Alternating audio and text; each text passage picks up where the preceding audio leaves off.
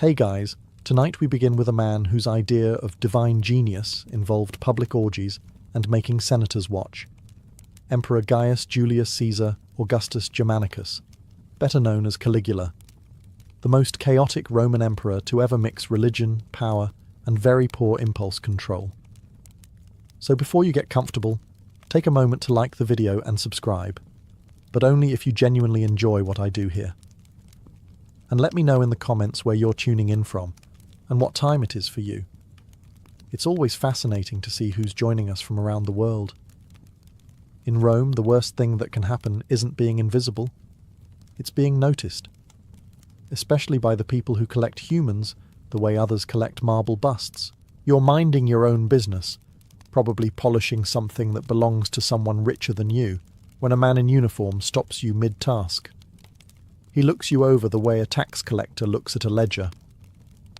"The emperor requires attendance," he says. Not a question. Not even a sentence, really. Just a notification that your life has been updated without consent. Before you can protest, you're walking through the forum, surrounded by statues that all look like they're judging your posture. Vendors stare. Beggars mutter. Someone tells you to smile because it's an honor. You try, but your face refuses to cooperate. The Palatine Hill rises ahead like a promise and a threat. The imperial palace glitters in the sun, marble, gold, and enough self-importance to be visible from space. You're ushered inside. Everything smells expensive. The walls are painted with gods doing questionable things, which feels appropriate. They take your belongings, your tunic, your wooden comb, your coin for luck, and replace them with silence. A steward gives you new clothes, better food, and a long list of things you're never allowed to do again, starting with speak unless spoken to. It's all very organized, like joining a cult that pays in fear. Other attendants glance at you as you pass. Some smile, most don't. They've learned that expressions are a form of gambling. You hear rumors immediately that the emperor sleeps little, eats too much, and changes personalities more often than his sandals. You're advised to avoid eye contact, but not too much. He might think you're plotting something. Your new room has soft linen sheets and a view of the city, proof that luxury and anxiety can absolutely coexist. As you lie awake that first night, you hear music, laughter, and something that sounds like weeping. Maybe both. You tell yourself you're lucky. You tell yourself this is promotion, not punishment. But as dawn breaks over the marble rooftops, you realize something chilling. You've been invited to live inside power. And power in Rome always eats its guests. From the outside, the imperial palace looks like paradise with plumbing. You'd think a place with marble floors, golden ceilings, and its own indoor waterfall might inspire awe. And it does, right up until you realize every drop of that luxury was built on someone else's panic. The moment you enter, the air changes. It's perfumed, heavy, and polite, in the way venom is polite before it kills you. The halls stretch forever, lined with guards who stare straight ahead. Not because they're disciplined, but because looking anywhere else has consequences. You're shown the layout by a steward who could guide you blindfolded. He walks briskly, never slowing down, reciting rules like he's describing the weather. Don't speak in the emperor's presence. Don't look at the emperor unless he speaks. Don't breathe too loudly near the emperor. You start to wonder how anyone survives a full conversation here. The servants you pass move like ghosts, silent and precise. They don't make eye contact. They make eye avoidance into an art form. When one drops a cup, nobody gasps. Nobody helps. They just wait. Because the sound of breaking glass travels faster than gossip, and soon enough, a guard appears to remove the problem. And the servant. Meals in the palace are grand but never relaxing. The food is perfect, the tension is not. Every bite is chewed carefully, because there's always the chance someone poisoned something, not out of hatred, but as a career opportunity. Even laughter feels dangerous. At night, the palace doesn't sleep. It simmers. You hear footsteps echoing through the corridors, muffled commands. and the low hum of people trying to exist quietly enough to survive. The Emperor's personal guards patrol constantly, their armor clinking like wind chimes made of bad decisions. Somewhere beyond the next wall, music plays. Flutes, lyres, voices singing praises you can't quite believe. You lie awake on your linen bed, staring at the carved ceiling, and realize something horrifying. The palace isn't built to protect the Emperor. It's built to protect everyone else from him. And as the torches flicker in the hallway, you understand the unspoken truth whispered among servants. In Caligula's palace, silence isn't peace, it's policy. You meet him for the first time on a day that smells like olive oil and overconfidence. Gaius Julius Caesar Augustus Germanicus, better known as Caligula, doesn't walk into a room. He arrives, like thunder pretending to be a man. His robe is purple, the royal shade reserved for emperors and people who like reminding everyone else they're not. The crowd of attendants lowers their heads as one, as if they're auditioning for a synchronized bowing team. You do the same, mostly because you enjoy breathing. When you dare a glance up, you see the kind of face sculptors pretend not to copy, sharp, symmetrical, and constantly shifting between amusement and irritation. Caligula's smile looks generous until you realize it's the sort a cat gives a cornered mouse. He doesn't introduce himself. Introductions are for mortals. He asks questions that aren't questions. Do you serve well? Are you loyal? Would you die for your emperor? You answer yes, yes, and, judging by your pulse, probably. Everyone calls him Divine Caesar now. He started small, declaring himself the beloved of Jupiter. Within a few months, he dropped the beloved part and claimed to be Jupiter. Statues of the gods were recarved to bear his face. Some say he even debated Neptune, god of the sea, by shouting at the waves until they surrendered. It worked, technically. You quickly learn that Caligula's palace isn't just his home, it's his stage. Every gesture is theatre, every audience mandatory. When he laughs, the entire court laughs. When he stops, the silence hits like a verdict. It's less a government and more a hostage situation with better catering. There are people who say he's brilliant, that his madness is just misunderstood genius. Those people are still alive, which probably explains their enthusiasm. The rest learned that disagreeing with a living god has a short career path. You leave the audience chamber dizzy, both from fear and from the sheer weight of the perfume in the air. Somewhere behind you, the Emperor is still talking, about glory, destiny, and something involving the moon. You don't know what any of it means. You just know one thing. Rome's most dangerous man now believes he's immortal. And unfortunately, you work for him. You don't sleep that first night. Not because anyone told you not to, but because you're smart enough to realize no one ever sleeps easily in Caligula's palace. When a guard finally appears at your door, you're halfway between panic and resignation. He doesn't speak. He just gestures for you to follow. His armor clinks in a rhythm that sounds like a countdown.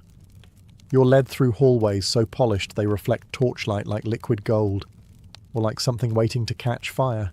The palace at night feels different.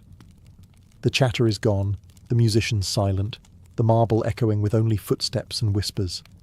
Somewhere down another corridor, you hear laughter, the loud, unsteady kind that never ends well for someone. You arrive at a chamber guarded by statues of gods with judgmental expressions. The guard opens the door, and inside sits Caligula, lounging on a couch surrounded by food, wine, and half-asleep attendants who look like they're praying with their eyes open. He doesn't acknowledge you right away.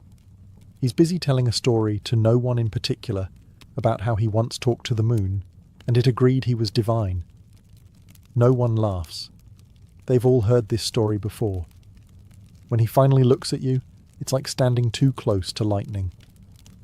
New, he says, as if identifying a piece of furniture. He waves a hand. Sit, eat, smile. You do all three, carefully, as though performing sacred rites. The food tastes like anxiety and salt. Caligula watches you eat with interest, as though measuring how fear affects digestion. Then, as quickly as he appeared, his attention shifts to someone else. He asks a senator to sing, a guard to juggle, a servant to dance. No one dares fail. You realize then that you're not in a dining hall, you're in a test. Everyone in the room exists to prove how entertaining survival can look. Eventually, Caligula grows bored. He claps his hands once, stands, and leaves without a word. The room exhales. You're told you may go. You do, quietly, quickly, and without looking back. In any other household, you'd call it a strange evening. In Caligula's palace, it's just Tuesday. And somehow, you've passed your first night alive, which, around here, counts as a promotion. You don't get a mentor, you get a handler. A woman who's been here so long she's forgotten her original name. Everyone just calls her Domna, which probably isn't her real one either. But you don't ask questions. Around here, curiosity is like dessert. Tempting, but usually fatal. Domna doesn't shout or scold. She just points at things and explains how not to die near them. That tapestry. Don't touch it. It belonged to Tiberius. Caligula hates it. He keeps it there to hate it properly. Or, if he smiles at you, bow. If he laughs, stay still. If he stops laughing, start praying. Your training isn't about skill. It's about silence. You learn to walk without sound, stand without moving, and speak without meaning it. You practice smiling in a mirror until it looks sincere enough to fool a sociopath. By the end of the week, you can mimic cheerfulness like a professional actor trapped in a horror play. Meals are part of the education too. You're taught how to eat in front of nobles without making eye contact or chewing too audibly. Apparently, the emperor once executed a man for rude mastication. You don't even know what that means, but you stop enjoying food anyway. Sometimes Domna tests you. She'll drop a cup just to see if you flinch. You do, every time. Good, she says flatly. It means you're paying attention. You begin to understand that fear isn't a weakness here, it's currency. The more alert you are, the longer you last. At night, you share quarters with other attendants, all pretending to sleep while secretly listening for footsteps. Someone always mutters prayers. Someone else always cries. No one tells them to stop. That's considered teamwork. Once, you ask Domna how long she's served. She shrugs. 3 emperors, she says. 1 died naturally. You don't ask which one. You just nod, impressed by her continued existence. By the end of the month, you've learned how to anticipate orders before they're spoken. You've also learned that survival here isn't about loyalty. It's about accuracy. 1 wrong word, 1 wrong glance, 1 sigh too loud. And you're no longer part of the decor. You're part of the cleanup. Banquets in Caligula's palace aren't dinners. They're public endurance tests wrapped in gold leaf. The invitations alone are a death sentence written in cursive. Refuse and you insult a god. Attend, and you spend the night pretending you're having the best time of your soon-to-be-short life. You help prepare the feast, a spectacle so extravagant it could feed a small province, or at least one particularly determined senator.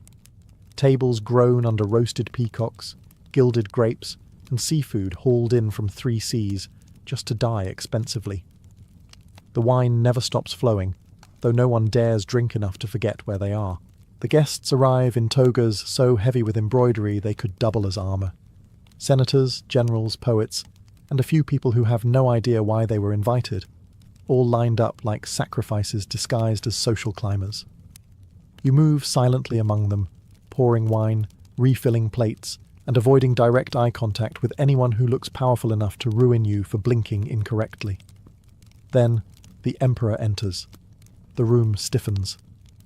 Caligula strolls in barefoot, wearing a crown of jewels and that unsettling half-smile that suggests someone, somewhere, is about to regret existing. He greets no one, yet everyone greets him. He doesn't eat. He observes, like a cat surrounded by nervous mice in expensive sandals. The entertainment begins. Dancers, musicians, poets reading verses that rhyme suspiciously with flattery. Caligula interrupts them constantly, offering suggestions that usually involve less clothing and more discomfort. Laughter ripples through the room. Brittle, desperate laughter that sounds like coins falling into a well. Sometimes he plays games. He'll point at a guest and demand they describe the divine beauty of Caesar. There's only one correct answer: unmatched. Anything less than religious awe earns a polite smile and a guard's hand on your shoulder. You've seen that smile before. It never ends well. As the night drags on, the air turns thick with perfume and panic. You keep your head low, your tray steady, your soul on standby. Around you, power and terror swirl together like smoke, intoxicating, suffocating, and impossible to escape. By dawn, the guests are gone, the music is over, and the tables are empty. Only the fear stays. It always does. By now, you've learned that Caligula doesn't host events. He stages productions. Everything in his world is theatre, and unfortunately, everyone is cast without consent. He calls it entertainment for the people. You call it a public relations disaster waiting for divine approval. But you don't get to name things here. You just appear when summoned and hope the next scene doesn't involve you. The emperor has decided that the palace should no longer be private. Rome deserves to witness its god in action. So, the gates open, the crowd floods in, and suddenly, your workplace has an audience. Senators stand shoulder to shoulder with bakers, children, and soldiers, all staring wide-eyed at the spectacle of wealth, wine, and people trying not to faint from stress. Everything is exaggerated. The decorations, the feasts, the flattery, even the applause sounds nervous. Musicians perform until their fingers cramp. Actors recite verses about Caligula's greatness, and every time someone calls him divine, he nods like he's just remembering it's true. You stand off to the side, balancing a tray and trying to look both invisible and enthusiastic, a difficult combination. A senator accidentally spills wine on his robe. You can see the panic flash across his face. Within seconds, he's laughing and calling it an offering to Caesar. Caligula beams. Crisis averted. For now. Then come the reenactments. Historical scenes retold with the emperor in the starring role. He plays gods, heroes, conquerors, often all at once. The supporting cast is made up of whoever looks the most terrified. You've been lucky so far, but you know it's only a matter of time before you're handed a costume and told to look inspired. One afternoon, he stages a naval victory in the courtyard. There's no water, just blue cloth and imagination. He stands on a platform, shouts orders to invisible ships, and throws bread to the crowd, declaring it spoils of war. The crowd cheers, mostly because the guards are watching. When it's over, Caligula bows deeply, as if expecting thunderous applause from the heavens themselves. The crowd obliges. You clap too, not because you want to, but because you enjoy having hands. As you file back inside, you realize the truth. You don't live in Rome anymore. You live in a theatre where tragedy pays better than comedy, and where the curtain never closes. Serving Caligula is a bit like serving the weather. Bright sunshine one minute, thunderbolts the next, and if you complain, the lightning files a report. You wake up each morning wondering which version of the emperor you're getting today. Will it be generous Caesar, the one who tosses coins to servants and calls you his faithful friend? Or will it be Wrath of Jupiter, the one who throws furniture because someone sneezed during his lunch speech? You learn to read the signs, the tilt of his head, the length of his silence, the number of guards standing slightly too close. The palace becomes a living barometer. When Caligula laughs too loudly, people start saying prayers. When he's quiet for too long, they start drafting wills. Sometimes he's almost charming. He compliments your posture, asks about your health, even lets you eat warm bread instead of leftovers. You almost forget who he is. Then, mid-conversation, his expression changes, and he decides someone in the room is plotting against him. Everyone immediately becomes an expert in invisibility. He loves to surprise people. Once he strolls into the servants' hall carrying a laurel crown, declaring that the gods have visited him in a dream. You clap. He frowns. Why are you clapping? Do you think I'm joking? You stop. Why have you stopped? You realize this is less an emperor and more an interactive riddle with fatal consequences. On his calmer days, Caligula strolls the gardens feeding dates to peacocks and reciting poetry to statues. On the bad ones, he orders the same statues flogged for not applauding properly. It's unclear whether he believes they can hear him, or whether he just enjoys the performance. Either way, no one volunteers to fact-check. You start keeping track of his moods like a scholar. Yesterday, benevolent tyrant. Today, storm with human privileges. The palace gossips call it divine inspiration. You call it Tuesday. By sunset, the day might end with music, wine, and laughter, or with guards dragging someone away for breathing suspiciously. You stop predicting outcomes. The only constant in Caligula's moods is that they always have victims. And as you extinguish your lamp each night, you whisper the same prayer everyone in the palace knows by heart. Please, Jupiter, let him be bored tomorrow. You start to suspect the emperor doesn't sleep because he's afraid the gods might hold a meeting without him. For everyone else, this means nights are optional. The palace never truly goes dark. Torches burn along the corridors, casting shadows that look suspiciously like people you owe apologies to. Somewhere down the hall, someone's always awake, guards whispering, servants pacing, courtiers pretending to read poetry they can't see in the dim light. The emperor's schedule obeys no mortal clock. You could be summoned at dawn, dismissed at noon, then called again at midnight because he's decided the stars are applauding him and someone should witness it. When a messenger knocks on your door after sunset, you don't ask why. You just go. Refusing an invitation from a god is a health hazard. The palace at night feels alive, and not in a comforting way. You pass the kitchens where exhausted cooks stare into pots like philosophers searching for meaning. You glimpse musicians tuning their lyres in silence, hoping they're not being summoned for another improvised hymn. Every face carries the same expression, polite despair. When you finally see Caligula, he's usually pacing barefoot across marble floors, wrapped in a robe that might cost more than a villa. He talks to everyone and no one. Sometimes he recites verses, sometimes arguments, occasionally both. You nod when appropriate and pray he's addressing the air and not you. He loves these midnight sessions. "The moon understands me," he once says, staring out the window. You agree instantly. "Of course, Caesar." He narrows his eyes. "You mock me." You panic. "Never." He smiles. "Good. Then you'll stay until dawn to make sure she keeps listening." You do. The moon doesn't. By the time morning comes, you've learned that night in Caligula's palace isn't a time. It's an endurance event. Sleep is a myth, like honesty or reasonable emperors. When you finally collapse into bed, you hear footsteps again. Another summons, another performance. You laugh quietly to yourself, because at this point, what else is there to do? In Caligula's world, even exhaustion is a privilege. And you, lucky you, are very privileged indeed. It takes exactly one mistake to understand how things work in Caligula's palace. Not your mistake, thankfully, someone else's. You just happen to be standing close enough to learn the lesson vicariously, which is the safest way to learn anything around here. It starts innocently enough. A servant forgets to respond quickly when the emperor speaks. A full second passes, maybe two. In normal human time, that's negligible. In divine time, it's treason. The air freezes. Caligula tilts his head like a curious bird. The room goes silent, except for the sound of everyone collectively holding their breath. The servant stammers, apologizes, drops to their knees. Caligula smiles, not kindly, but as if he's just remembered something amusing from childhood.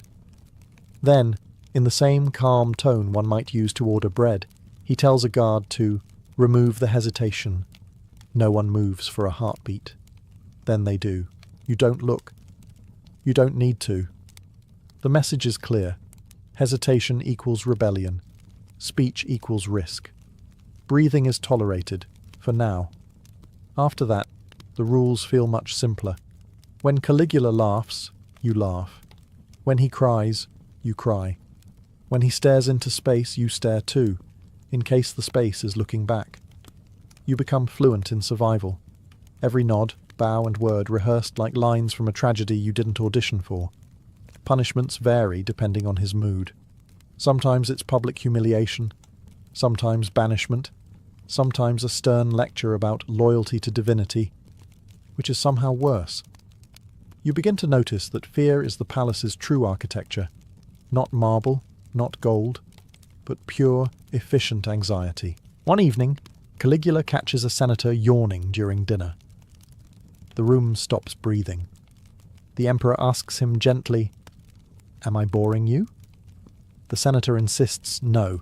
He was just overwhelmed by Caesar's brilliance. Caligula nods slowly, then orders everyone else to yawn too. "If he's tired," he says, "then we should all be tired." You stand there, yawning obediently, wondering if this counts as unity or insanity. Probably both. When the night finally ends, you realize that disobedience in Caligula's Rome isn't just punished, it's choreographed. Everyone learns the steps eventually. Those who don't, stop dancing. Caligula doesn't just rule Rome, he directs it. And the palace? It's his stage. Everyone inside has a role, whether they like it or not. You, unfortunately, are part of the supporting cast. The tragedy is that there's no script, only improvisation and fear. The emperor adores performance. Music, poetry, speeches. But most of all, drama. He once said, "The people love theatre, so let them have it."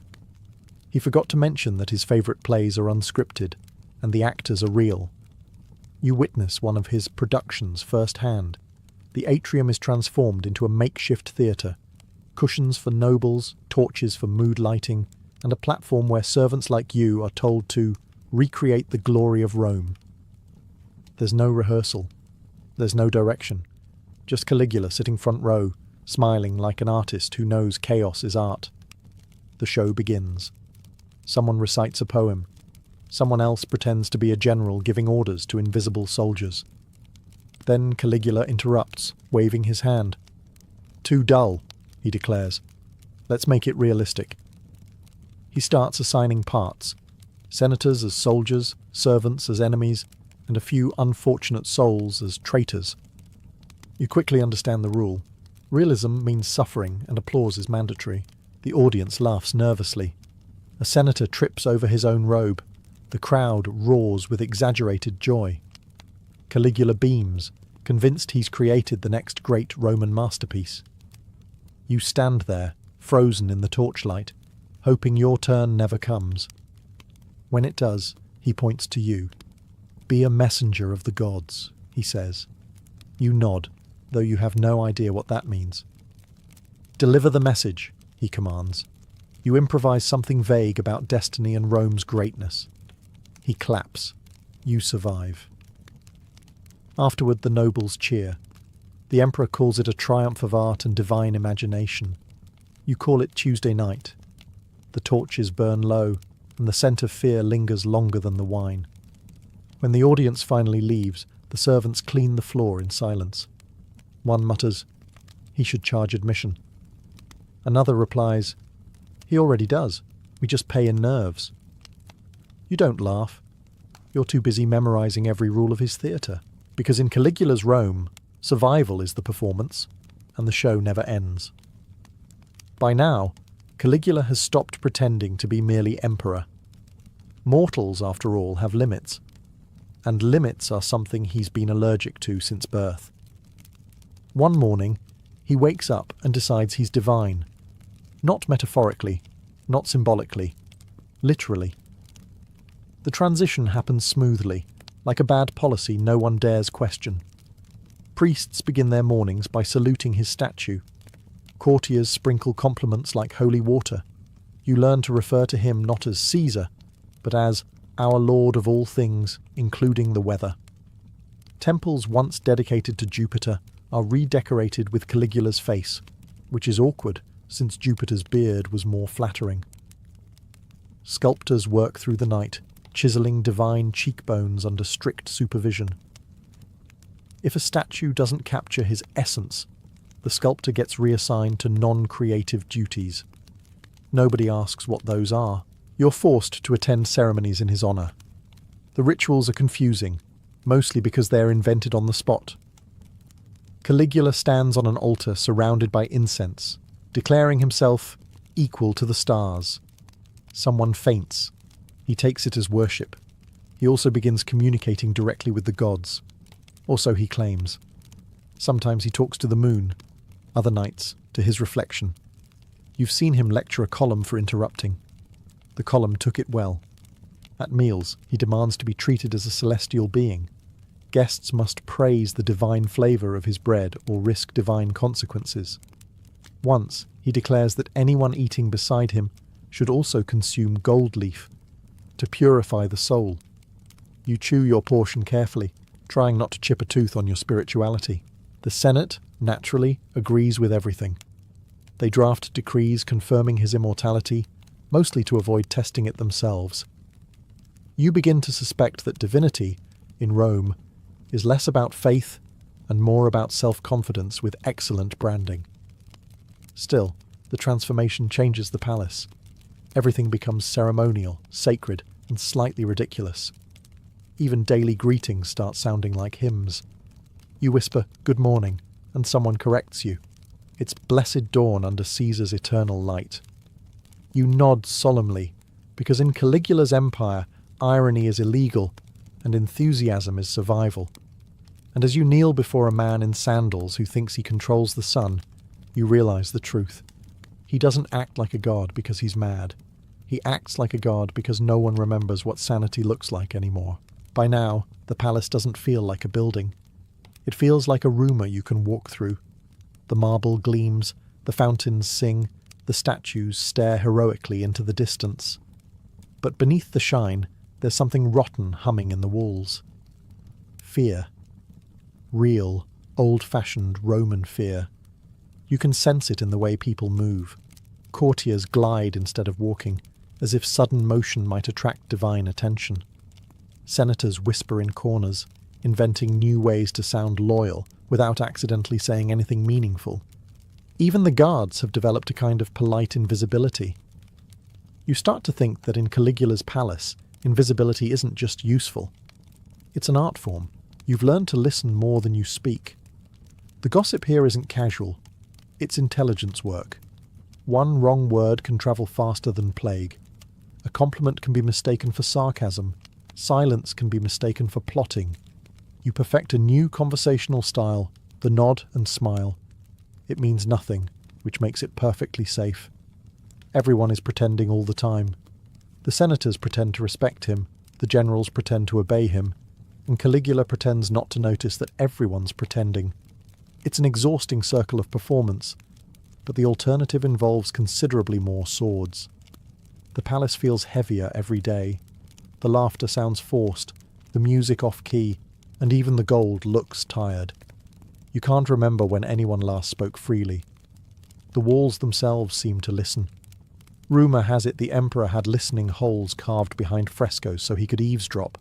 Or maybe he just told people that, so they'd police themselves. Either way, it worked. You start having dreams where you're speaking too loudly. You wake up sweating, apologising to the darkness. There's comfort in knowing you're not alone. Everyone's terrified in perfect synchrony. It's practically team spirit. Sometimes you catch your reflection in polished marble and hardly recognise yourself. You've learned the palace posture. Straight spine, careful smile, eyes that reveal nothing except mild admiration. It's the look of someone who intends to survive the week. And you just might. Because in Caligula's Rome, bravery doesn't mean facing lions. It means showing up to work, keeping your head down, and pretending marble doesn't echo the sound of your heartbeat. It begins like any other morning in Caligula's palace, which is to say confusing, loud, and mildly apocalyptic.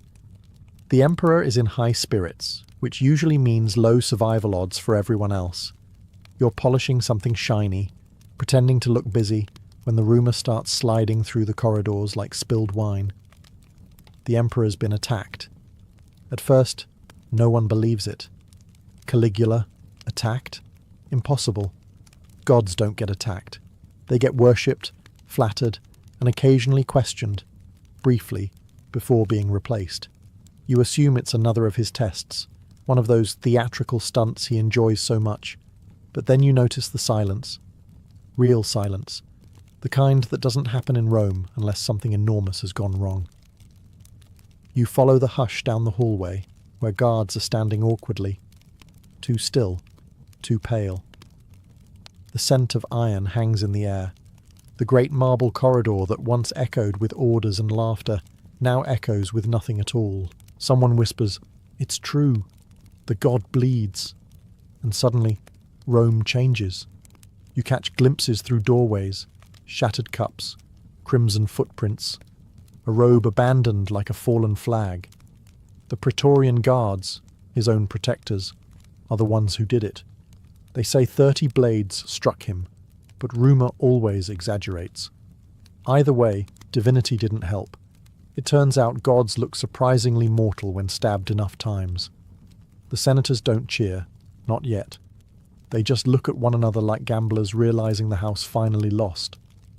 The servants freeze, unsure whether to mourn or celebrate.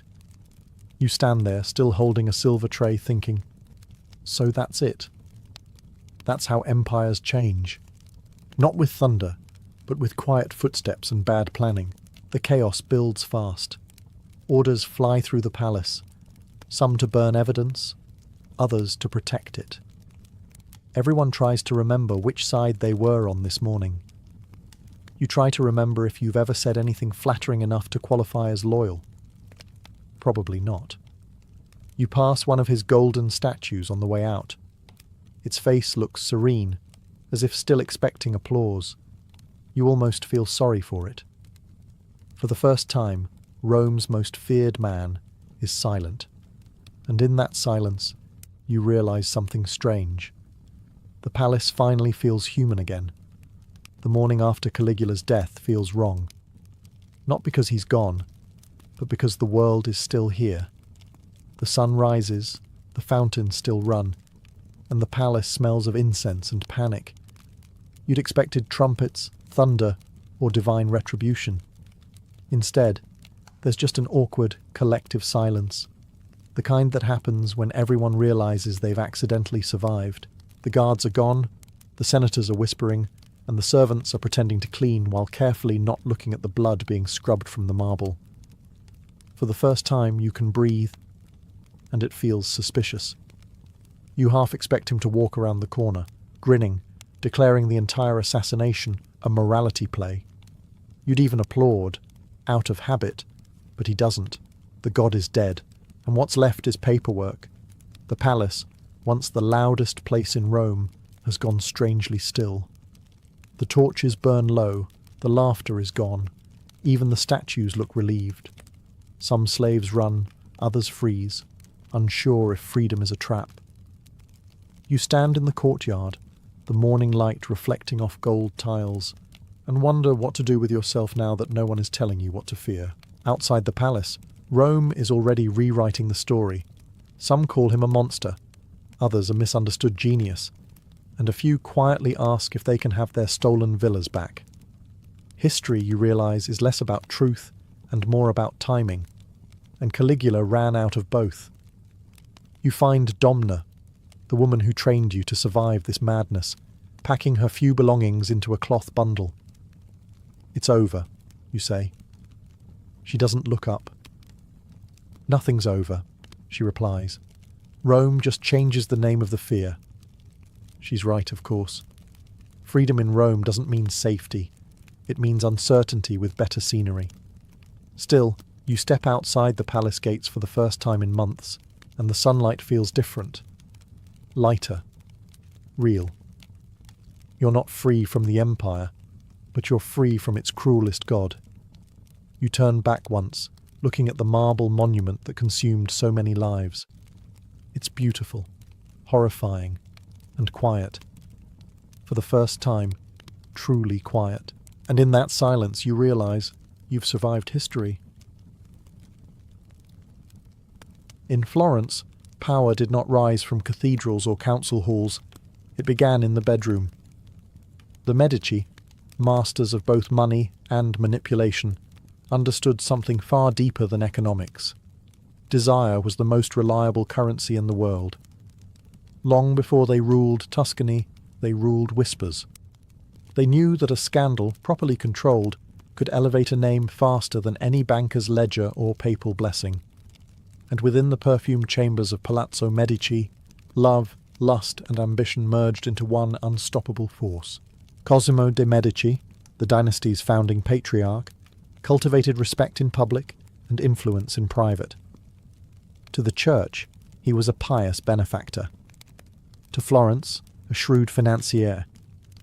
But behind closed doors, his family's survival depended on strategic seductions, carefully chosen mistresses, and discreet arrangements that tied noble families together through flesh as much as faith. The Medici didn't simply marry for alliances. They seduced for information, bought loyalty with affection, and used beauty as their hidden weapon.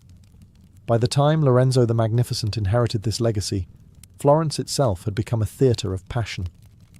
Artists painted Madonnas, while courtiers whispered about mistresses. Priests blessed marriages during the day, then confessed to sins of the flesh by night. In this world, hypocrisy wasn't a flaw, it was policy. Every liaison had a purpose, every affair a shadow agenda. The Medici made sure of it. Mistresses became ambassadors. Illegitimate children became diplomatic gifts. A lover's betrayal could destroy a rival's reputation faster than poison. Even the Vatican, supposedly a bastion of virtue, was not immune.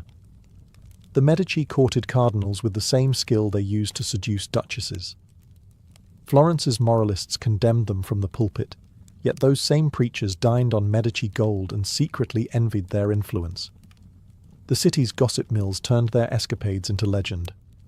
But to the Medici, reputation wasn't something to protect. It was something to weaponize. A public scandal, if well timed, could distract enemies, redirect attention, or even earn sympathy. Sex was never just pleasure. It was a transaction, a negotiation, a chess move, and the Medici played it better than anyone.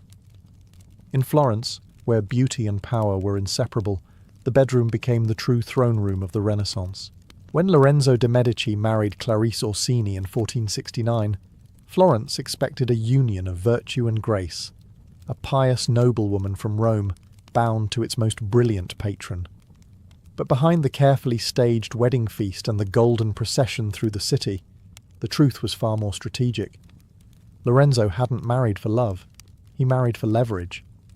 The Orsini family brought ancient prestige and papal favour, the kind of influence the Medici could never buy with florins alone. In Renaissance politics, marriage wasn't sacred. It was a contract inked in perfume and deceit. Clarice Orsini, raised in a convent and trained in obedience, soon discovered that her husband's affection was divided between her and Florence itself. Lorenzo's mistress, Lucrezia Donati, was the city's most whispered-about woman. Her beauty was immortalized by poets and painters, but her true power lay in her proximity to the magnificent. Letters between them hinted at tenderness, but also at manipulation. For Lorenzo, love was an art form, one that could soften rivals, flatter enemies, and inspire loyalty. Clarice endured it all in silence.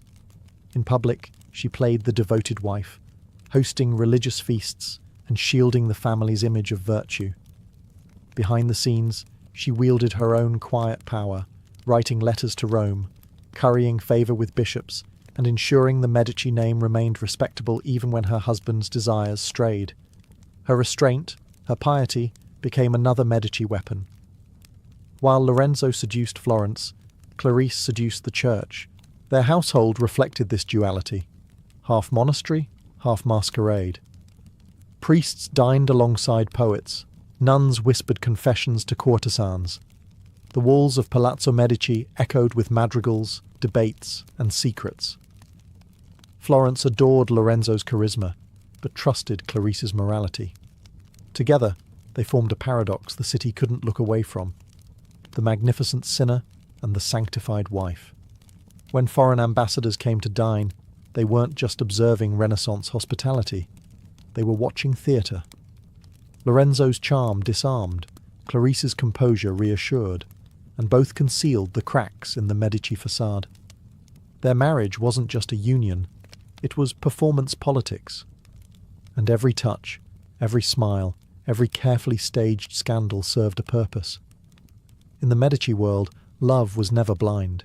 It saw everything, calculated everything, and left no passion unused in the pursuit of power. If Clarice Orsini represented the Medici's mask of virtue, their mistresses embodied the family's hidden machinery of persuasion. In Florence, beauty was a form of currency, and the women who possessed it could alter the course of politics as easily as a banker shifted gold. Every Medici man had a mistress, and almost every mistress had a purpose. They weren't mere lovers. They were diplomats in disguise, instruments of flattery and espionage wrapped in silk. The most infamous among them was Lucrezia Donati, Lorenzo the Magnificent's muse and emotional confidant. She inspired poems that circulated through Florence like wildfire, elevating Lorenzo's image as the Renaissance ideal of passion and refinement. Yet her true value lay beyond romance. Lucrezia acted as a political buffer, softening the egos of noblemen who envied Lorenzo's rise. At banquets, her laughter could dissolve tension faster than any treaty. Her affection wasn't a secret, it was strategy, and Florence adored the spectacle. Then there was Simonetta Vespucci, the radiant muse immortalized by Botticelli's brush. Though not a Medici mistress herself, she moved within their circles, where beauty blurred into propaganda. Paintings of her divine form weren't mere art. They were subtle endorsements of Medici taste and cultural dominance. The family understood the optics. By surrounding themselves with beauty, they appeared destined for greatness. Desire became their halo. Even lesser-known lovers played critical roles. Through discreet pillow talk, the Medici gathered gossip from rival houses, bishops, and even cardinals. Their women became the unseen couriers of state secrets, smuggling influence through affection. A whispered promise in the dark could be worth more than a papal decree. But this sensual diplomacy had consequences. As Florence grew obsessed with its ruling family's indulgence, moral backlash stirred. The Dominican preacher Savonarola thundered from the pulpit, denouncing the Medici's courts of sin, warning that God would not be mocked by flesh and vanity. His sermons turned lovers' whispers into weapons. Still, the Medici did not retreat. They knew the truth. Power required both saints and sinners. Their mistresses might have tarnished reputations, but they also built empires. Through them, the family controlled hearts, alliances, and narratives. For the Medici, pleasure was never private. It was public policy, painted in flesh tones and sealed with a kiss. In most noble houses, an illegitimate child was a stain to be erased. But for the Medici, bastards were assets. Every child, legitimate or not, could be moulded into a political tool. Their bloodlines were less about purity and more about potential. In a world where alliances shifted with every papal whisper, even the so-called wrong sons and daughters could be turned into pawns in the Medici's sprawling chess game of power. Cosimo de' Medici had set the precedent. Family came first, but only if it served the dynasty. By Lorenzo the Magnificent's time, this unwritten rule had evolved into strategy. Illegitimate sons were placed in the clergy, groomed for cardinal hats, or sent to manage distant estates where their loyalty would strengthen Medici reach. The women were married off to lesser nobles, ensuring that even distant cousins of the family carried Medici blood and influence into other courts. One of the most striking examples came later, with Giulio de' Medici, the illegitimate son of Lorenzo's brother, Giuliano. Born from a fleeting affair with a woman of uncertain origin, Giulio could have been discarded as a family embarrassment. Instead, he was raised under the family's wing, educated among princes, and eventually ascended to the papacy as Pope Clement VII. It was the ultimate proof that for the Medici, sin could be sanctified if it was useful. Florence, ever the gossiping city, was fascinated. The Medici didn't hide their bastards. They elevated them. Artists painted them, poets praised them, and chroniclers pretended not to see the scandal. The people admired this brazenness, perhaps even envied it. In a world of strict morality, the Medici flaunted their defiance and somehow made it look divine. Of course, the church squirmed. Popes and bishops publicly condemned their unholy unions, yet secretly courted Medici favour. Gold and influence, after all, were as redeeming as confession. When Giulio became pope, Rome itself bowed to the irony, a bastard ruling the church that once damned his birth. By weaponizing illegitimacy, the Medici redefined inheritance itself. They transformed shame into opportunity, weakness into legacy. Each child, no matter their origin, became a thread in the golden fabric of Medici power, and behind every papal robe or marriage alliance was a reminder that the Medici's true faith was not in God, but in the endurance of their blood. By the early 16th century, the Medici had conquered every room of power, from the banks of Florence to the altars of Rome. And yet their true battleground remained the same, the bedchamber. Nowhere did their blend of lust and strategy shine brighter than in the Vatican itself. When Giovanni de' Medici became Pope Leo X, the world expected reform. What it got instead was a masquerade of indulgence that blurred the line between divine authority and earthly desire. Leo X, son of Lorenzo the Magnificent, carried into the papacy the same taste for pleasure that had defined his family. Banquets turned into orgies of wealth, golden dishes, exotic dancers, and fountains flowing with wine. The Vatican under the Medici resembled less a monastery and more a Florentine carnival. Whispers of affairs between priests and noblewomen spread like incense through Rome's corridors, and though Leo himself remained discreet, his household was a playground of favoritism and seduction. But the scandal didn't end with Leo. His cousin, Giulio de' Medici, later Pope Clement VII, brought his own complications to the Holy See. Giulio's illegitimacy already raised eyebrows, but it was his rumoured entanglements with widowed noblewomen that fueled gossip.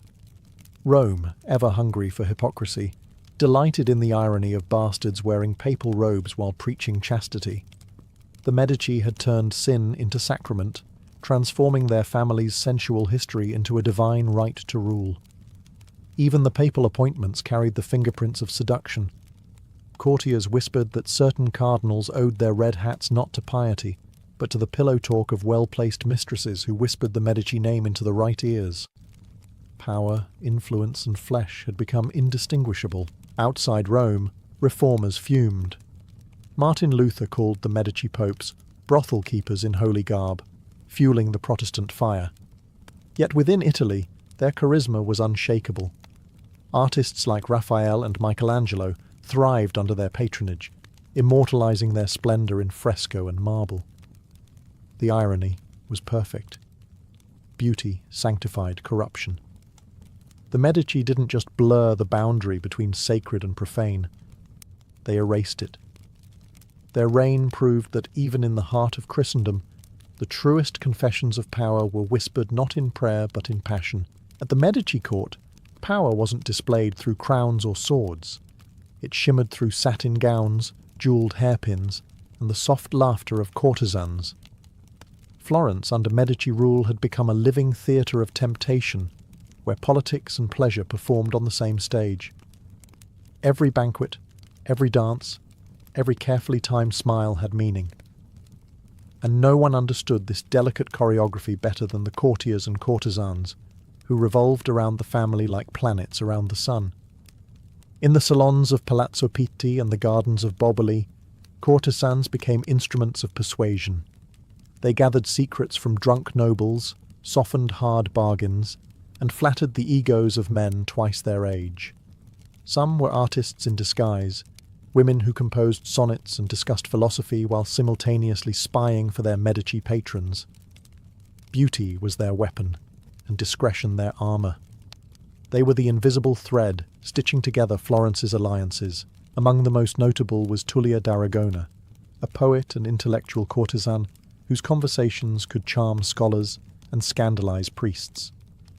Her wit drew the attention of Medici men, and her salon became a magnet for thinkers, diplomats, and opportunists.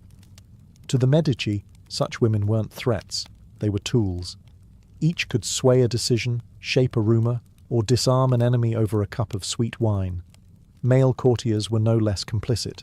They flattered mistresses, brokered introductions, and even arranged trysts that served political ends.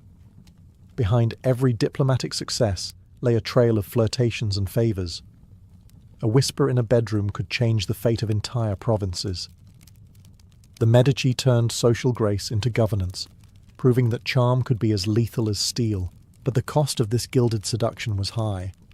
Reputations shattered overnight, jealousy fueled vendettas, and a single rumour could ruin a family. Florentine mothers warned their daughters never fall in love with a Medici.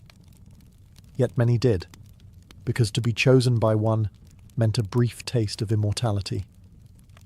In the end, these courtiers and courtesans formed a silent empire of influence, woven through sheets and soirees. They were the Medici's unofficial diplomats, wielding intimacy where armies could not tread. Theirs was the soft power of the Renaissance, dangerous, intoxicating, and utterly indispensable to the dynasty that ruled through both gold and desire.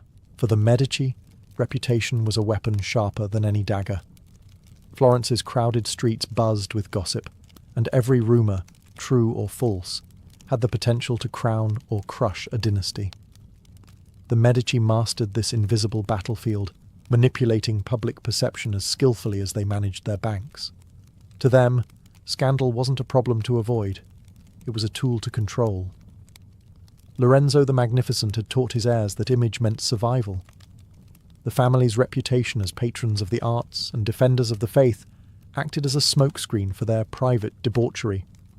They funded monasteries and painters, while their mistresses flaunted jewels purchased with church tithes. To the people, the Medici were gods in human form, flawed perhaps, but divine in their grandeur. And when moralists dared to question them, the family countered with displays of piety and charity. A new church here, a hospital there, and the whispers vanished into hymns. Yet not all scandals could be buried under marble. When Cardinal Giovanni de' Medici was accused of fathering a child, the Vatican held its breath. Rather than deny the claim, the family spun it into legend.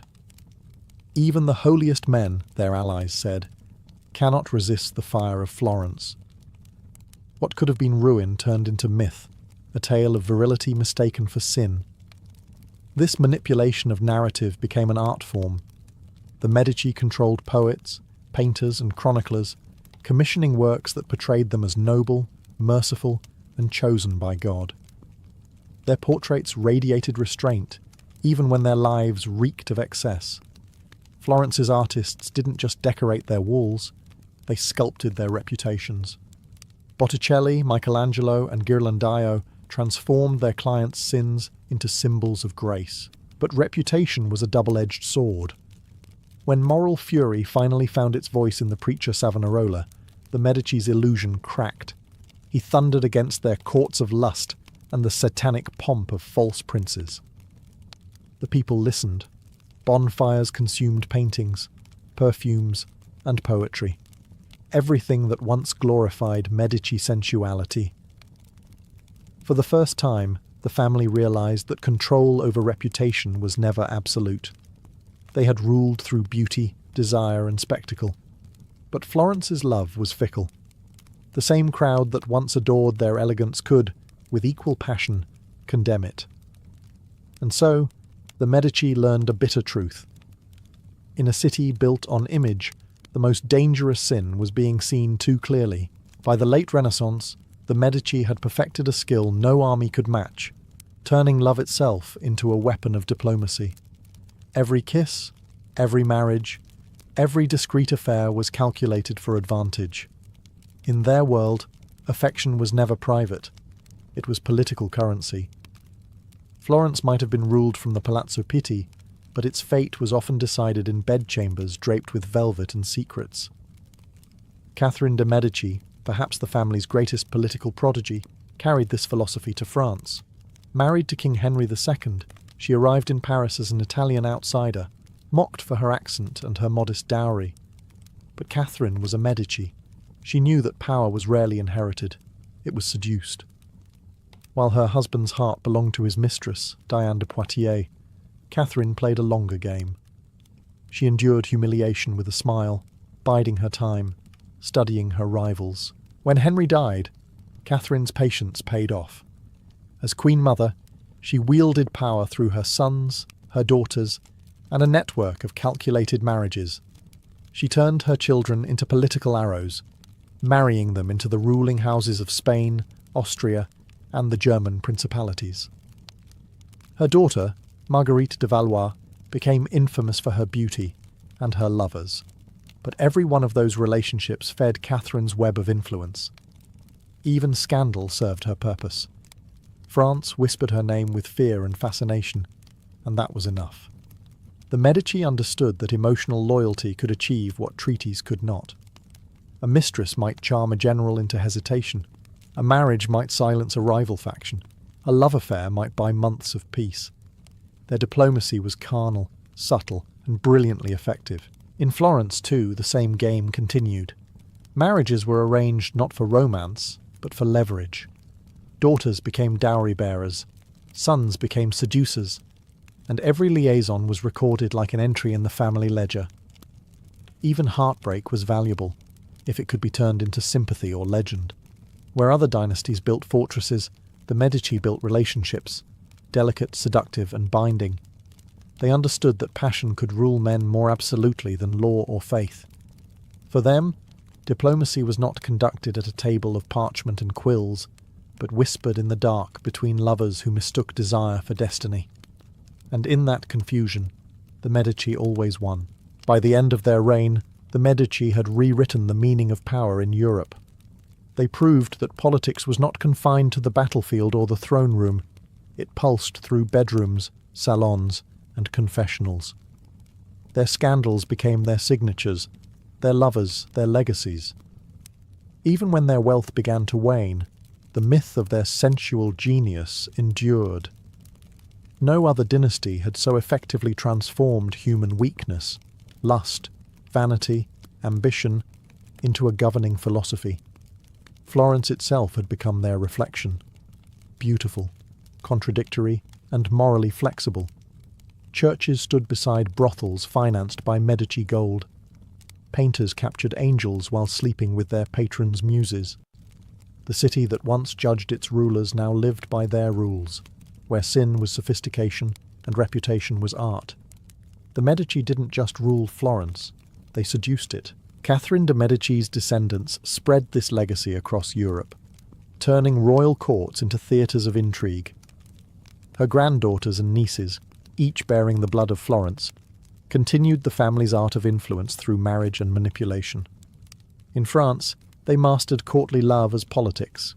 In Rome, they clothed corruption in velvet and incense. Even in decline, the Medici name carried a faint perfume of danger and allure. But the price of power through passion was steep. Generations of deceit, jealousy, and betrayal left the family hollow. By the 17th century, the Medici line was a shadow of its former self, rich in titles, poor in vitality. Their salons still glittered, but the spark that once ignited Europe's imagination had dimmed. Love, once their weapon, had turned against them.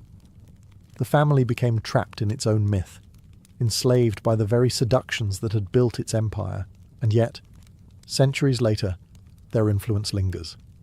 Every Renaissance painting of a half-clothed Venus, every palace built to impress a lover, every political marriage whispered in secrecy owes something to the Medici.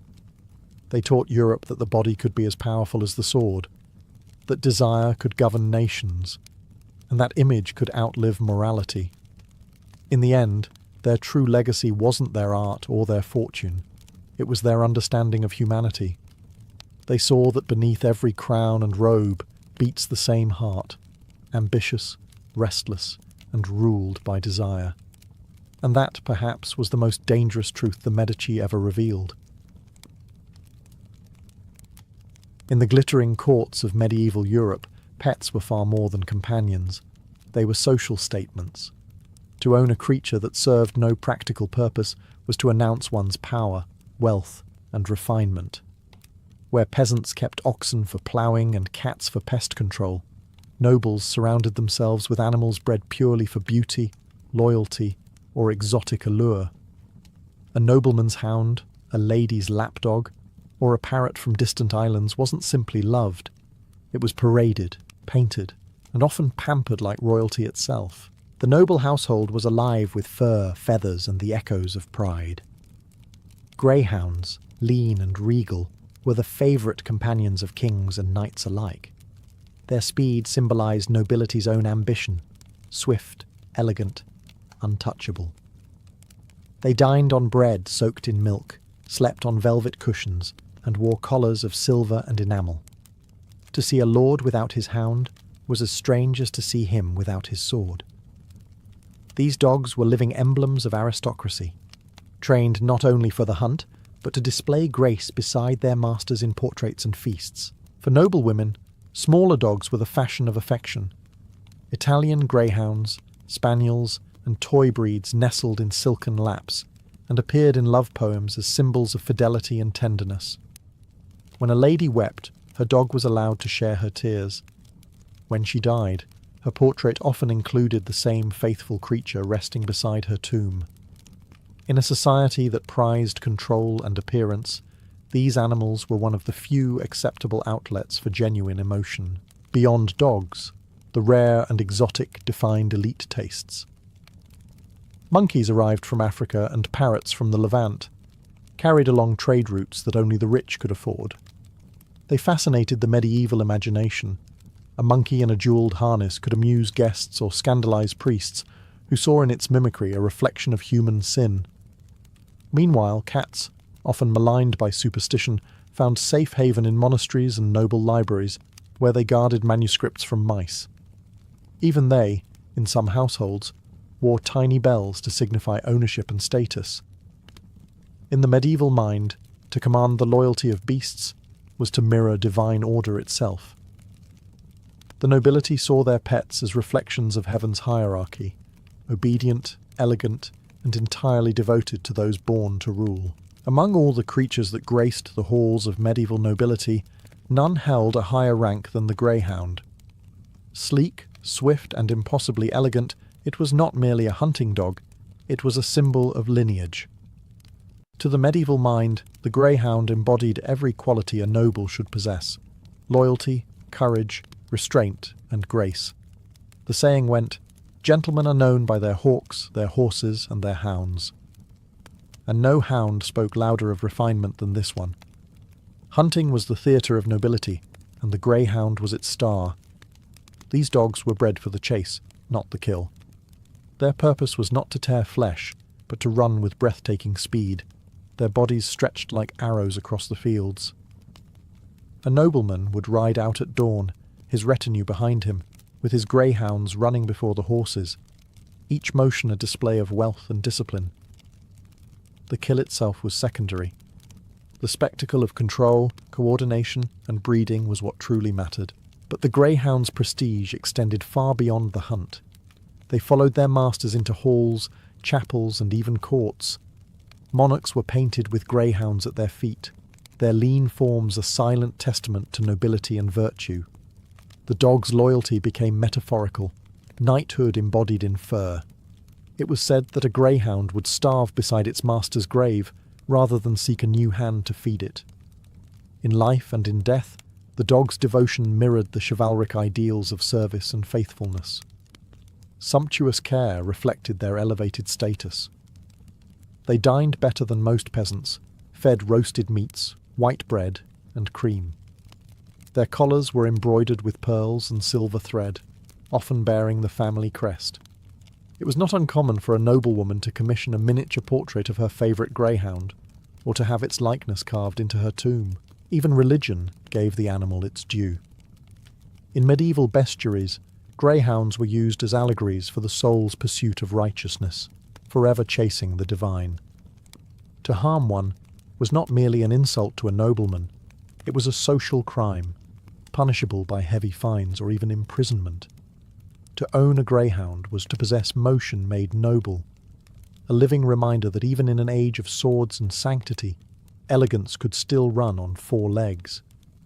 If the greyhound was the nobleman's pride, the lapdog was the noblewoman's heart.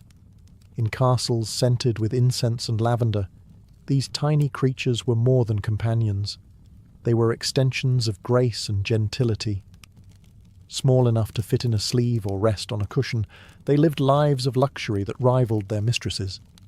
To cradle one in your arms was to signal refinement, sensitivity, and delicate breeding, the very virtues that defined high-born femininity in the medieval world. The breeds most adored were spaniels, toy poodles, and Italian greyhounds, each chosen for its beauty, obedience, and docile temperament. They were bred to sit quietly in chambers while their owners embroidered or read prayers, to warm cold hands in draughty manners, and to entertain guests with their delicate tricks.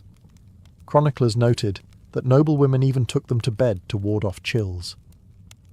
Physicians of the time encouraged the practice, claiming that the gentle warmth of a dog's body could draw illness away, a superstition that gave comfort a scientific excuse. But the lapdog's importance wasn't just domestic, it was social theatre. A lady's pet reflected her personality. The gentlewoman who carried a calm, elegant dog was seen as virtuous. The one who spoiled a yapping, overfed companion risked mockery. At court, dogs were dressed in ribbons, tiny bells, and sometimes even miniature velvet garments. A lady arriving at a feast with her lapdog perched in her arms was making a statement of wealth more subtle and more charming than any jewel she wore. Some dogs became famous in their own right. Queen Isabella of Castile's little spaniels accompanied her on campaign, and King Charles's beloved toy breeds later inspired an entire lineage named after him. When a lady's dog died, its passing was mourned with genuine tears. Some were buried in miniature coffins or depicted in memorial paintings at their mistress's feet, symbols of love, loyalty, and status that even death couldn't erase. Poets, too, saw lapdogs as metaphors for devotion. In courtly love, they represented perfect obedience, a living reminder that affection, like nobility, demanded discipline. To the medieval lady, her pet was not simply a plaything, but a trusted confidant in a gilded cage of etiquette. Small, silent, and endlessly faithful, the lapdog ruled the private world of women, just as the greyhound ruled the fields of men. If the lapdog ruled the boudoir, the falcon ruled the sky. No symbol of nobility was more prestigious or more perilous than the art of falconry. It was not merely a sport, it was a ritual of power, patience, and mastery over nature. A nobleman's worth was often judged by his skill in commanding these fierce, beautiful creatures. The falcon was the living embodiment of control, wildness tamed by aristocratic will. Every social rank had its bird. Kings and emperors flew gerfalcons, the largest and rarest of all, imported at great expense from the Arctic. Dukes and earls might keep peregrines, while lower nobles handled kestrels or merlins. The rules were so strict that manuals were written to define who could own what. To possess a bird above one's station was considered an act of arrogance, a breach of the social order itself. But for those entitled, falconry was a mark of refinement. The training of a hawk required gentleness, endurance, and a steady hand, qualities seen as noble in both man and beast. A falconer's life was one of intimacy and ritual. The bird ate from his hand, slept in his chamber, and rode on his wrist, hooded in leather trimmed with gold. Some nobles spoke to their hawks as equals, believing them to possess almost human understanding. They were fed delicacies, raw meat soaked in wine, and treated by specialized veterinarians called Austringers. When sick, they were prayed for, as though they were knights fallen in battle. The spectacle of a falcon returning from the sky to its master's call was a deeply political image. Monarchs staged hunts as public performances of divine authority. When a king extended his arm and the bird landed, it symbolized the universe itself, yielding to his command. The falcon became a metaphor for disciplined power, majestic yet obedient, wild yet loyal. Even noble women partook in the art.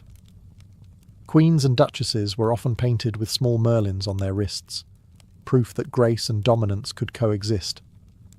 A falcon on a lady's arm told the world she possessed courage beneath her silks. In a realm where every gesture was steeped in meaning, the falcon stood above all, a living crown, soaring proof that the nobility could command even the wind. While hounds and falcons embodied the virtues of Europe, the true measure of a noble's curiosity and wealth lay in the exotic creatures they imported from distant lands. To own a monkey or a parrot in the medieval world was to possess a living miracle. These animals were proof that one's influence extended beyond the known world, touching the mysterious realms of Africa, India, and the East. Monkeys were especially fashionable among the aristocracy of the 15th century. They were mischievous, clever, and irreverently human, qualities that both amused and disturbed medieval sensibilities. In a time when order and hierarchy defined existence, the monkey was chaos incarnate, a parody of man himself. In illuminated manuscripts, they often appeared dressed in tiny clothes, pouring wine, stealing fruit, or mocking priests. Yet the wealthy adored them for precisely that reason. A noble's monkey could shock dinner guests, entertain a bored duchess, or even mock a rival without consequence. In an age obsessed with etiquette, monkeys offered the forbidden delight of disorder. Parrots, meanwhile, were creatures of wonder. Their dazzling colours and strange voices made them prized possessions in royal courts. Imported through Venice and the Middle East, they were gifts exchanged among kings and popes. The bird's ability to mimic speech gave it an almost magical reputation. Some clerics whispered that parrots repeated prayers, others warned that they echoed sins. Queen Eleanor of Aquitaine was said to have owned a green parrot that could speak Latin greetings to visiting dignitaries, leaving them speechless. These animals required constant care and attention. Exotic birds were kept in heated chambers, their diets including nuts, honey, and imported fruits. Monkeys wore golden chains and sometimes jewelled collars, sitting on cushions beside their owners. Artists of the period captured them frequently, not as pets, but as moral symbols, the monkey representing sin and temptation, the parrot purity and paradise. To have both in one household was to flaunt mastery over virtue and vice alike. Such creatures were conversation pieces, luxuries that merged entertainment with theology. They reminded everyone that the noble class stood above nature's chaos, able to tame not just beasts of the field, but spirits of faraway jungles. The monkey's grin and the parrot's call were the exotic laughter of empire, echoing through marble halls. Amid the grandeur of falcons and greyhounds, another creature lived quietly in the shadows of the medieval world: the cat. To the nobility, cats were paradoxes wrapped in fur, adored as protectors, feared as omens, and admired for their mysterious independence. Unlike the loyal dog or the obedient falcon, the cat obeyed no one, which made its affection all the more coveted. In monasteries and noble libraries, cats served a practical purpose. They guarded priceless manuscripts from mice. A cat sitting upon a scribe's table was not a pet, but a silent sentinel, its eyes glowing in the candlelight as it kept vermin from gnawing at sacred pages. Some monasteries even recorded their cats in inventories, describing their colours and temperaments with as much detail as they did their relics. One surviving Irish poem, written by a monk about his cat, Pangur Bán, captures the gentle companionship between scholar and feline, a rare glimpse of warmth in an austere world. In noble households, cats were valued differently. The ladies of the court adored them for their elegance and grace, mirroring their own. Aristocratic cats wore jewelled collars and bells to mark their ownership, lounging on embroidered cushions beside their mistresses. Their sleek, self-contained nature appealed to a class that valued refinement over affection. Yet this sophistication came with a shadow. Medieval superstition linked cats, especially black ones, to witchcraft and the devil. While noble-born cats might be treasured, those owned by the poor were often burned in rituals meant to ward off evil. It was an age where beauty and fear coexisted. Still, many rulers defied the superstition. King Richard II of England was said to have kept a cat constantly at his side, and Cardinal Wolsey's feline companion sat proudly beside him, even during audiences with the king. To those of intellect and power, cats symbolized wisdom, independence, and a calm defiance of human vanity. In art, they crept into the corners of paintings and manuscripts, often unnoticed but always watching. A cat beneath a noblewoman's chair hinted at sensuality and secrecy. Beside a scholar, it represented contemplation. The cat's quiet reign in noble households was subtle yet enduring. Where dogs obeyed and falcons impressed, the cat simply existed, enigmatic, essential, and utterly untamed, ruling the medieval hearth with a silent, unblinking grace. No animal defined the medieval noble quite like the horse. It was more than a means of transport or war. It was a declaration of class, power, and dignity. To be a noble without a horse was unthinkable, almost scandalous. Horses were, in every sense, the living thrones upon which medieval status was mounted. Every rank had its steed. The destrier, massive and muscular, was bred for knights and kings. It bore armour, banners, and the weight of chivalric glory.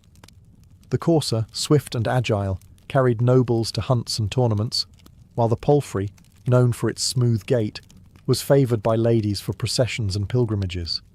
Each horse had its own stable, its own attendants, and sometimes even its own embroidered blanket displaying the family crest. To the medieval eye, a nobleman's worth could be read in the curve of his horse's neck, the gleam of its coat, and the silver of its bridle. Equestrian culture shaped nearly every aspect of noble life. Tournaments were not just contests. They were stages upon which reputations were forged. When a knight charged into the lists, his horse was as much a performer as he was. Chronicles tell of horses armoured in gilded plates, their manes braided with ribbons, their hooves painted with oil for shine. These were not animals. They were living sculptures, bred from generations of selective care and ceremonial pride. For noblewomen, horses carried a quieter but equally symbolic role. A lady riding a white palfrey through the castle courtyard was a vision of elegance and chastity, an image repeated endlessly in tapestries and poetry. Riding lessons were part of aristocratic education, and a woman's poise in the saddle spoke volumes about her breeding. The bond between noble and horse could border on the spiritual. Knights swore by their steeds, naming them in battle songs as companions rather than beasts. When a beloved horse died, it was sometimes buried with ceremony, its bridle hung in the chapel as a relic of loyalty. To own and master a fine horse was to command both nature and appearance, two forces that defined medieval nobility. The horse was strength disguised as grace, power wrapped in beauty, and for centuries it stood as the most noble of all companions, one that could carry its master's pride to heaven or ruin. While greyhounds and lapdogs symbolized refinement and horses embodied honor, the true measure of medieval grandeur was the ability to possess danger itself. To keep a wild beast, lion, leopard, or bear, was to display dominance over creation. Only the most powerful monarchs dared such extravagance, transforming their castles into living menageries that blurred the line between royal court and primal wilderness. These beasts of prestige were rarely pets in the modern sense. They were living emblems of divine right, creatures so fierce and untamed that only God's chosen could command them. Lions were especially favoured, representing courage, majesty, and the biblical Lion of Judah. England's King Henry I kept a collection of lions and leopards in the Tower of London, while Frederick II of Sicily filled his court with cheetahs and falcons, delighting guests with displays of exotic power. Even smaller kingdoms competed to impress visiting ambassadors with cages of strange animals from distant lands. Bears, though native to Europe, carried their own mystique. In Scandinavia and Eastern Europe, noblemen tamed them for sport, training them to dance or wrestle at feasts. In France and the Holy Roman Empire, A chained bear in the courtyard signified both wealth and audacity, proof that the master of the house feared nothing. Chronicles tell of dukes parading bears through villages on feast days, their collars studded with silver, their keepers struggling to control them as the crowd gasped in awe. Such animals were fed lavishly, meat, honey, and even wine. They required specialized handlers known as keepers of beasts, whose lives were a mixture of prestige and peril. Many of these caretakers came from the ranks of falconers or huntsmen, chosen for their courage and steady hand. One wrong move, however, and a royal symbol of power could become a blood-stained tragedy. To the medieval imagination, taming a predator mirrored the divine order of kingship. Just as God ruled over chaos, so too did the noble rule over nature. Every growl from a chained lion was a reminder to courtiers of their ruler's supremacy. In an age where appearance was everything, nothing spoke louder than a caged roar.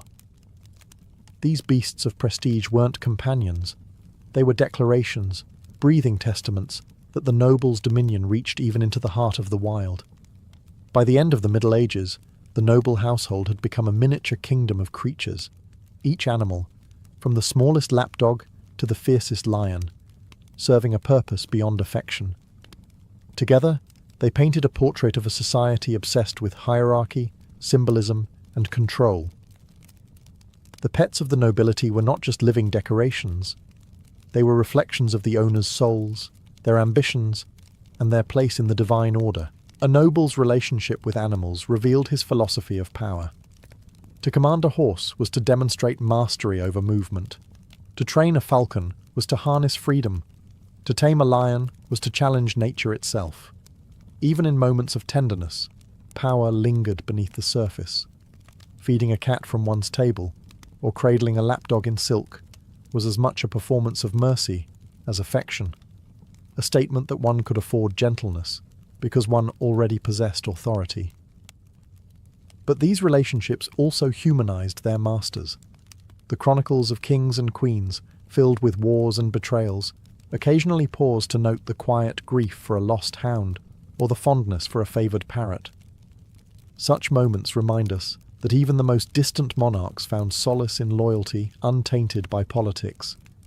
A dog's devotion or a cat's calm presence offered what courtiers could not: unspoken trust. Art preserved this intimacy long after the animals were gone.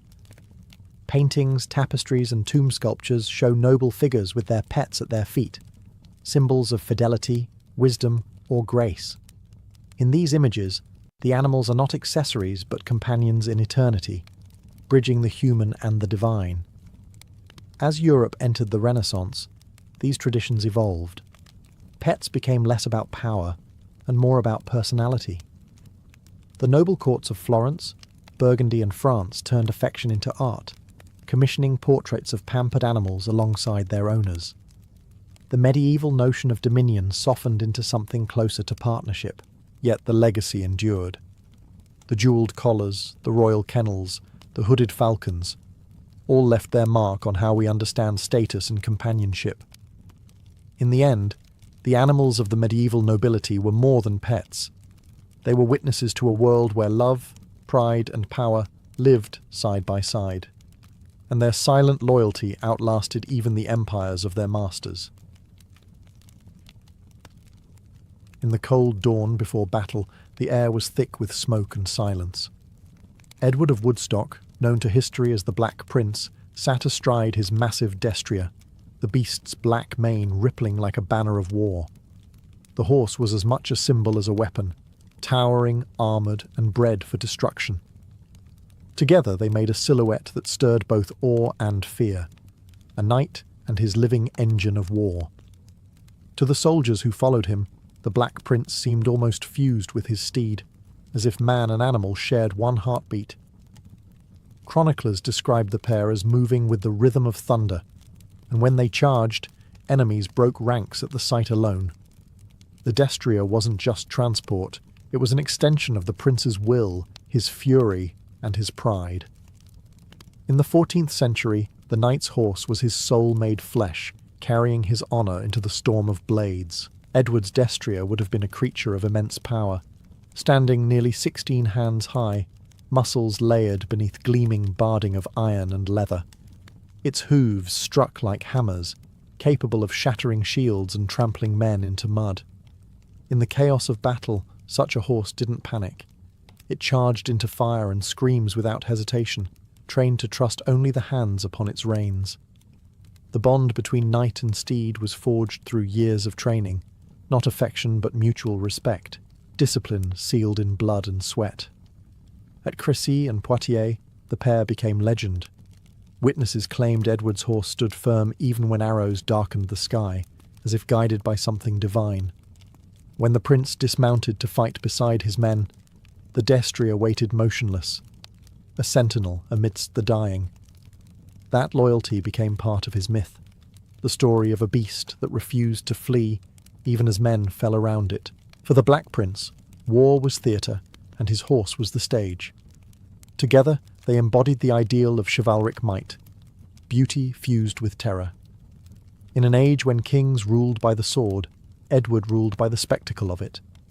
His destrier wasn't just a creature of battle, it was the echo of empire itself, breathing, charging, and bleeding beside him beneath the crimson banners of England. Before the Black Prince ever took the field, his warhorse had already lived a lifetime of preparation. A medieval destrier was no ordinary beast.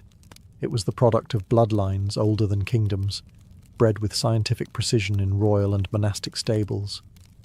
These horses were forged from the best of two worlds, the raw power of northern stock and the fiery spirit of southern breeds. From these unions came a creature that could carry a fully armoured knight into battle without faltering, a four-legged fortress of muscle, discipline, and fury. Training began almost from birth. Foals destined for war were exposed early to noise and motion. Grooms clanged swords near their stalls, beat drums at feeding time, and rode them through smoke to teach fearlessness. They learned to stand calm amid chaos, to obey pressure and tone rather than instinct. A destrier that flinched at the flash of a spear was worthless. One that charged into the storm of battle without hesitation was priceless. By their 4th year, these horses entered formal training under master handlers called destrierers. The work was relentless. Hours of manoeuvring under weight, turns in tight circles, mock charges across uneven ground. They were conditioned to respond to the subtlest touch of the knee or tug of the reins. In the din of combat, where shouting was useless, this communication between rider and steed became their lifeline. Knight and horse moved as one mind in two bodies. The prince's destrier would have undergone this same ritual of refinement, its diet regulated to build stamina, its hooves cared for as though they were weapons. Even its armour was custom forged to protect, but not hinder. A metal chamfron across the face, a criniere over the neck, and plate barding across the flanks. And yet, despite the steel and training, these animals were not machines. Chroniclers wrote that the finest warhorses could sense their rider's intent, tensing before the charge, shifting weight before the blow. The Black Prince's destrier was said to obey him without spur or shout, as if their wills were bound. By the time Edward of Woodstock mounted his great horse, the animal was not merely trained, it was transformed. Together they were not knight and steed, but weapon and wielder, crafted by human ambition and centuries of selective mastery. When Edward of Woodstock mounted his destrier, it wasn't simply a rider meeting his horse. It was the fusion of two soldiers who trusted each other with their lives. The bond between knight and steed in the 14th century was sacred, built through routine, repetition, and silent communication. To the Black Prince, his horse was not property, but a brother forged in the same furnace of discipline and danger. Knighthood demanded mastery of both sword and saddle, and that meant knowing one's mount as intimately as one's weapon. The prince's destrier had learned his master's rhythm, when to charge, when to halt, when to shift his weight to strike a balance between power and grace. Horses trained for war could sense their rider's intent long before a command was given. A slight lean of the leg, a tightening of the reins, a shift in breath. These were the signals that guided thousands of pounds of living muscle through the chaos of battle. In the camp, the bond deepened through care.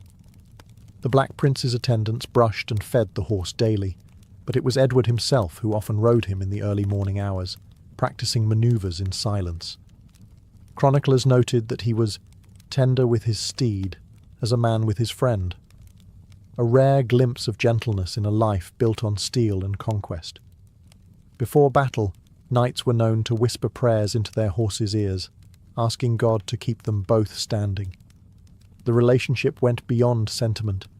A knight who did not understand his horse was doomed. A panicked or wounded animal could end a man's life faster than an enemy's sword. Trust was everything. War horses, in turn, learned to follow only one voice, their master's. In the clamour of trumpets and screams, they moved as if guided by instinct alone. Edward's destrier had been his constant companion through campaigns in France and Gascony, enduring long marches, hunger, and the stench of battlefields. Together, they faced the fury of crossbows, the crush of lances, and the mud of history itself. Theirs was not the affection of pet and master, but the loyalty of comrades who had survived death's reach. When the Black Prince rode into war, his destrier didn't follow him. It carried his very legend forward. The year was 1346, and the fields near the French village of Crécy would become soaked with blood and legend. Edward of Woodstock was just 16, but already the embodiment of English chivalry. His black armour gleamed in the dim light, his banner fluttering with the 3 golden lions of England.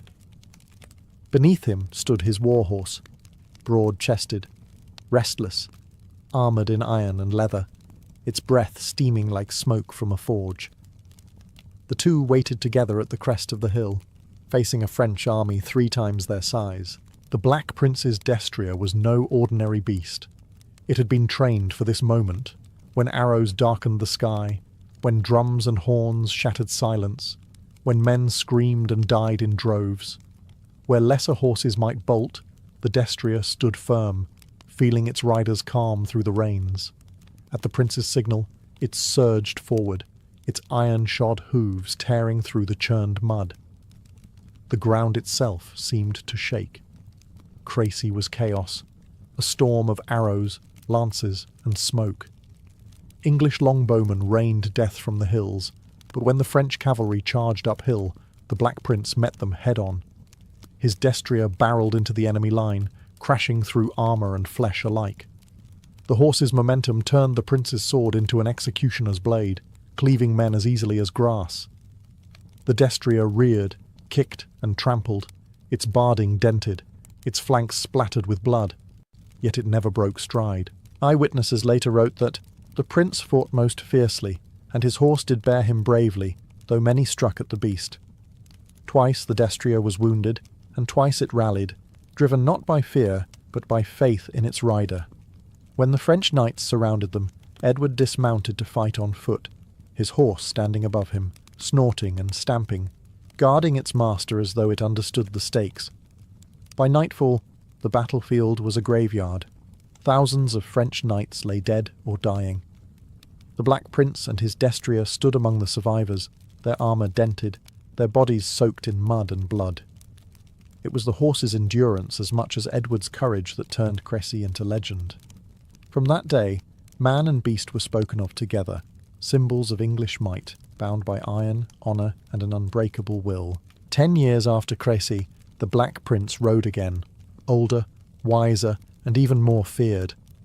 The year was 1356, and the fields near Poitiers would test not just his tactics, but the endurance of the great destrier that had carried him to glory before. The English army, weary and outnumbered, faced a massive French force led by King John II.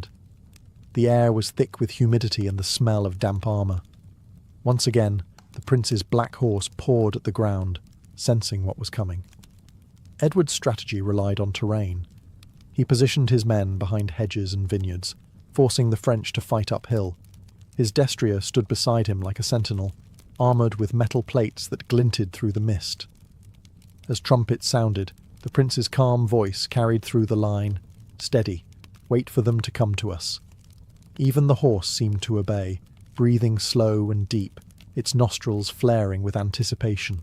When the French cavalry advanced, the thunder of hooves echoed across the fields. The prince's destrier responded instantly, charging into motion as if released from a bowstring. The ground shook beneath the weight of armoured beasts colliding.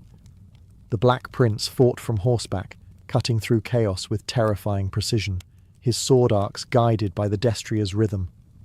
Each time the horse reared or pivoted, it opened a path for its rider to strike. The two moved like one body, their balance perfect, even amid screams and flying mud. As the battle wore on, Edward dismounted to rally his archers. His destrier stood firm behind him, waiting, blood streaking its armour, but eyes burning with resolve.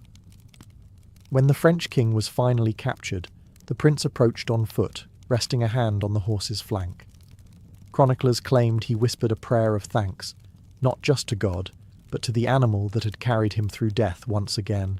The victory at Poitiers sealed Edward's legend, but also his bond with his horse. The destrier's endurance and discipline were immortalized in song and chronicle, a symbol of loyalty and strength. In an age of knights and banners, it wasn't the sword or armour that made the Black Prince invincible.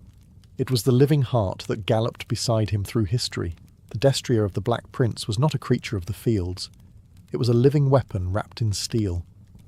Before each battle, squires and farriers worked like blacksmiths preparing a machine of war. The horse's armour, called barding, was designed to transform flesh into fortress. Plate and chain protected its neck and flanks, while a chamfron, a metal mask shaped to fit its head, guarded its face. Even its chest was covered by a paytroll, engraved with the insignia of the prince's household. Underneath the glittering plates lay layers of quilted padding, cushioning each blow. Every inch of the animal was crafted to endure the shock of combat, yet armour alone could not protect the destrier from the terror of the battlefield. Horses were among the first to meet the enemy's charge, the first to hear the thunder of hooves, to see the flash of spears, to feel the impact of men colliding in chaos.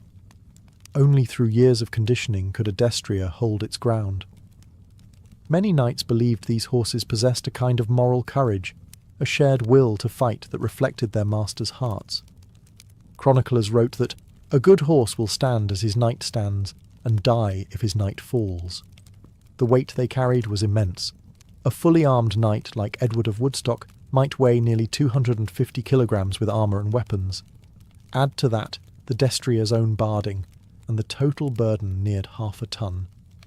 And yet these animals moved with astonishing grace, able to turn sharply, rear, and even leap when commanded. Their training blurred the line between instinct and command. They fought as much with discipline as with muscle, but war took its toll. Horses were often wounded by arrows or lances, tripping over corpses and armour in the mud. The Black Prince's destrier reportedly survived multiple campaigns, its scars becoming part of his legend. After battle, the animal was tended like a knight, washed, bandaged, fed wine-soaked oats, and allowed to rest on fresh straw while priests gave thanks for both man and beast. In the chronicles of the 14th century, the Warhorse stood not below the knight, but beside him. It bore his sins, shared his triumphs, and carried his name into eternity, proof that even in an age of iron, nobility could have 4 legs and a heartbeat. In the 14th century, chivalry was more than a set of ideals. It was a theatre of honour, and the knight's warhorse played a starring role. The bond between Edward of Woodstock and his destrier embodied the very essence of the code: courage, loyalty, and grace under pressure. A knight's conduct was judged not only by his valour in combat, but by how he treated his horse. To abuse or neglect such a creature was to disgrace one's name. To cherish it was to prove oneself worthy of command. The destrier represented everything noble society revered, strength tempered by obedience. When the Black Prince rode through the ranks before battle, his men saw not just a warrior, but an image of perfect mastery. The horse walked proudly, hooves sinking into the earth like the measured beat of a drum, its armour catching the sun. Every motion conveyed discipline. It did not flinch at banners, horns, or the roar of men, because it had been conditioned to mirror its rider's poise. The spectacle inspired confidence. Knights fought harder, knowing their commander and his steed moved as one will. Chroniclers tell that the prince refused to strike his horse in anger, even when it faltered. He believed, as many knights did, that these animals possessed a soul touched by divine purpose. Priests blessed horses before campaigns, sprinkling holy water over their heads.